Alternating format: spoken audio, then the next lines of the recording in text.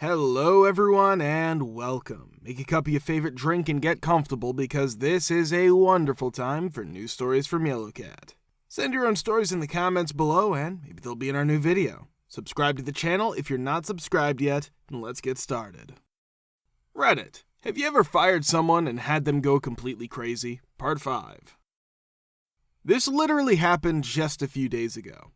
I'm merely a cashier at a fancy hamburger restaurant. It's an easy task.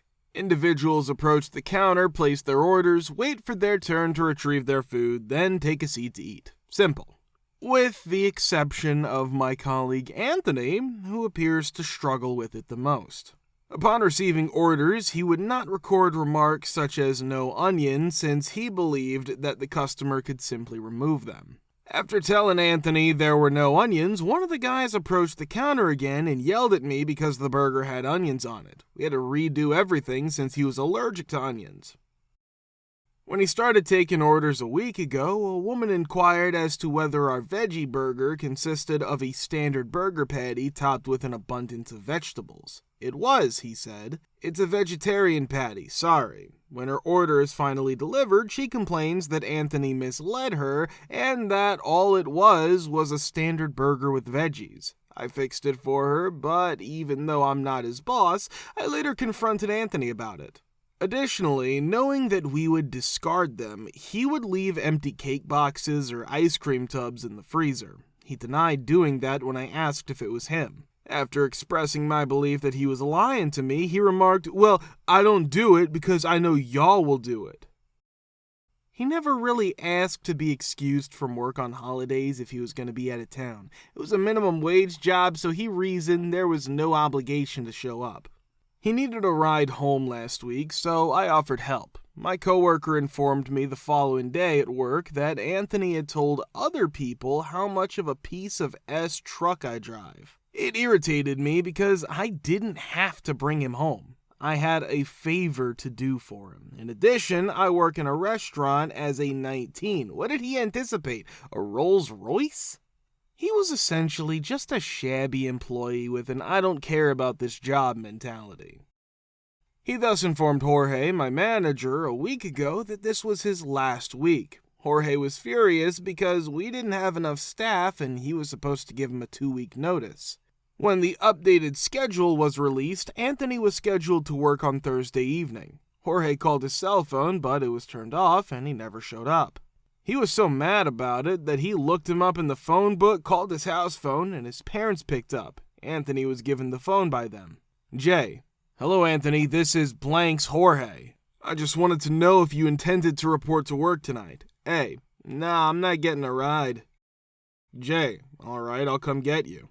After Anthony hung up, Jorge gave him another call. Essentially, all he was doing was trying to get him to come clean and announce his early resignation. Jay: "Hey Anthony, I believe our connection was lost. Will you therefore report to work on Saturday?" A: "I have a track meet, so probably not." And with that, Jorge hung up. In essence, the 2-week notice that was supposed to have been given was only given for 2 days. I'm relieved he's no longer around. I had 5 or 6 reports written about this girl at work. At work, she always had a bad attitude and would get distracted to talk on the phone for long, painfully detailed personal phone calls and was rude and moody.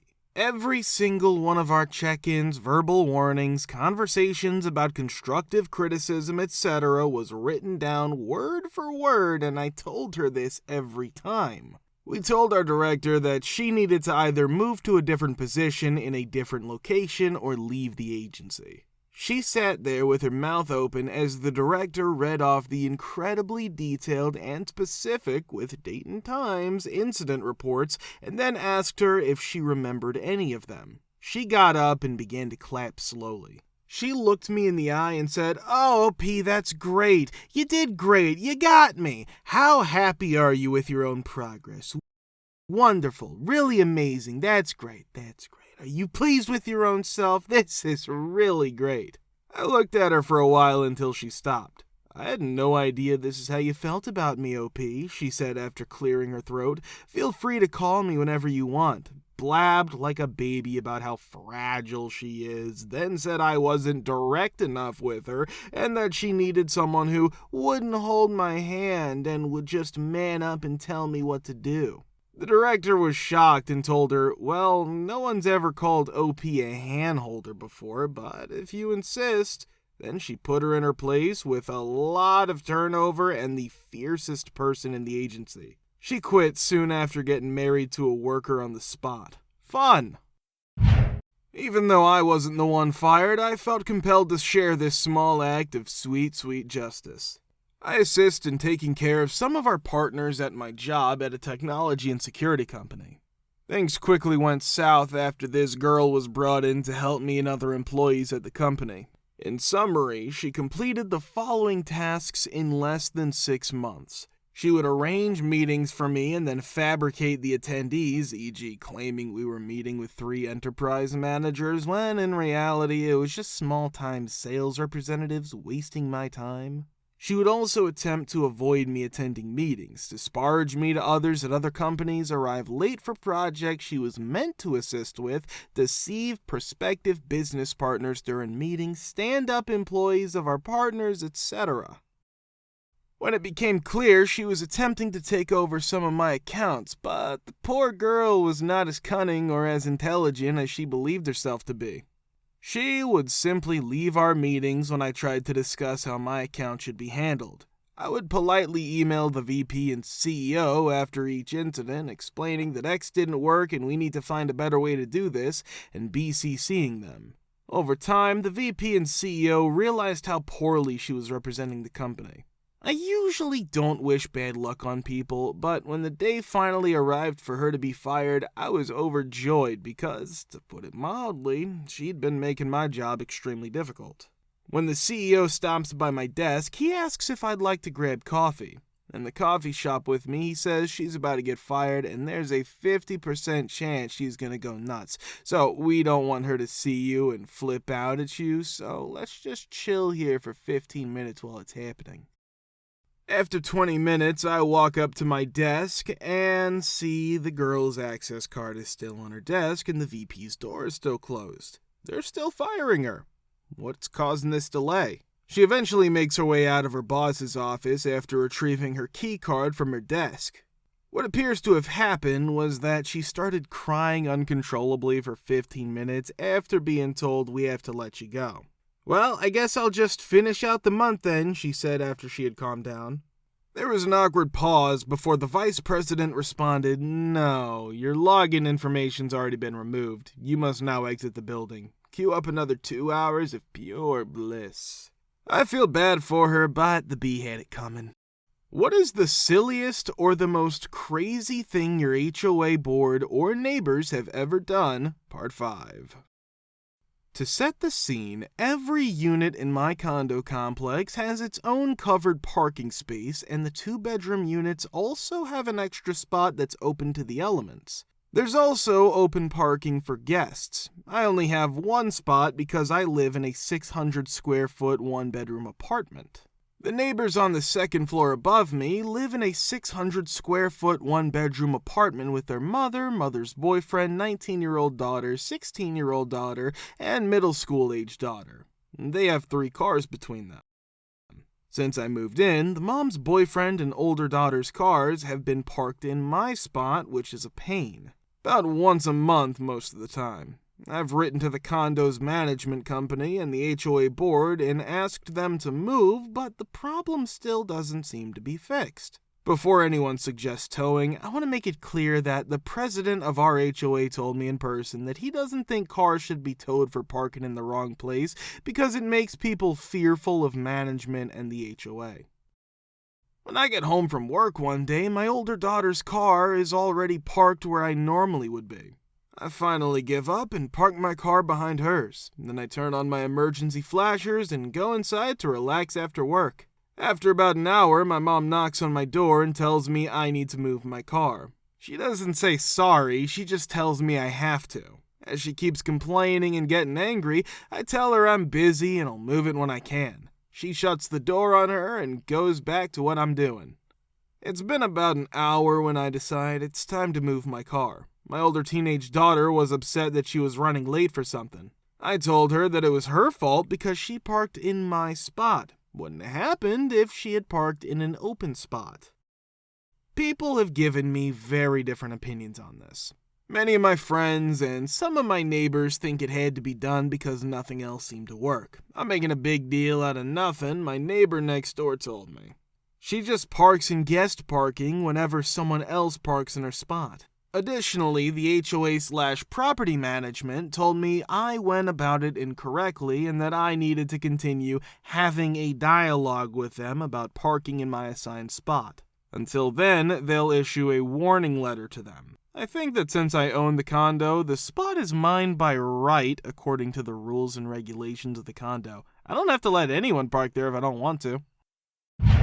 There's a real conflict going on between the mother of my friend and her HOA, or more precisely, one of the members. She resides in a round complex of townhouses surrounded by a roundabout that was once quite lovely and had a lot of trees in it, almost like a mini park. The mother of my friend was furious when the HOA decided to remove every tree without providing any prior notice. Upon her complaint, they essentially replied, "Sorry, too late." She chose to purchase this large inflatable palm tree and place it prominently on her balcony as protest against them doing that. Because it appeared lewd, one of the HOA's neighbors decided to file a complaint. After years of living close to one another, she knew exactly who it was, and she was even more upset that this person chose to act in that way rather than reach out to her. She was allowed to keep her tree, which she even decorated for Christmas. She made the decision to use her obnoxious inflatable decorations on her balcony as a weapon against the HOA and her neighbor. She purchased a flamingo when the weather started to warm up, and depending on the season, she likes to dress it in Chicago Cubs or Blackhawks apparel. I think it'd be hilarious if my friend got her a 6-foot crazy waving inflatable tube man to put on there next, but I'm not sure if she wants to go that far. My father purchased his home in the year 2004. One of the most compelling selling points was the absence of a homeowners association HOA. It's one of the very few neighborhoods in my town that did not have this problem. In 2009, my grandmother passed away, and the money she left behind enabled my father to pay off his mortgage. I'll elaborate on the significance of that in a moment. It was probably 2011 or 2012, but we received a knock on the door asking my father to sign a petition to establish a homeowners association.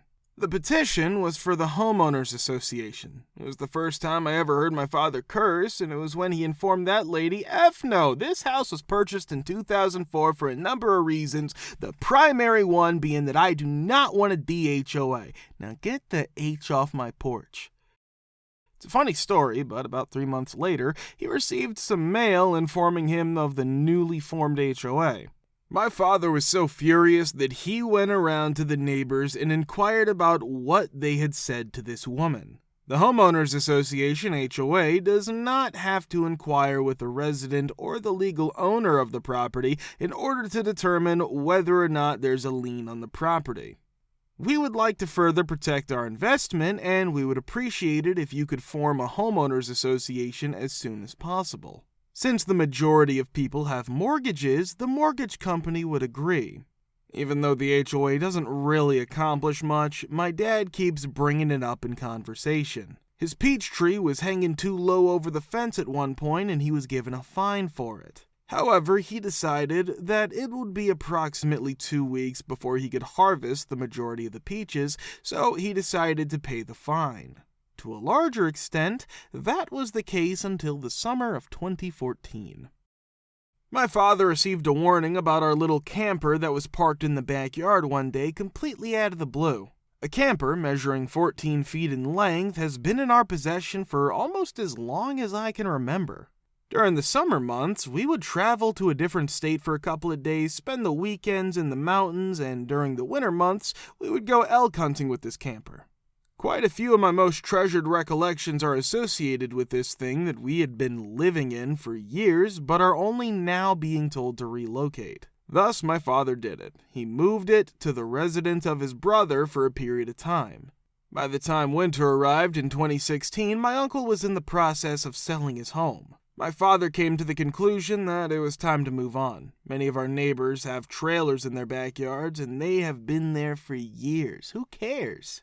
After placing it in the backyard, we received a warning within a week of doing so. All of a sudden, my father was seeing red. My father had determined that the most effective course of action would be to first report all of the neighbors who had trailers, then wait a couple of weeks and inform them about the upcoming board meeting. This resulted in a great deal of success. The fact that you could park things in the backyard and that there was no HOA was a huge selling point for many of the people who attended this board meeting, which was attended by almost 100 people.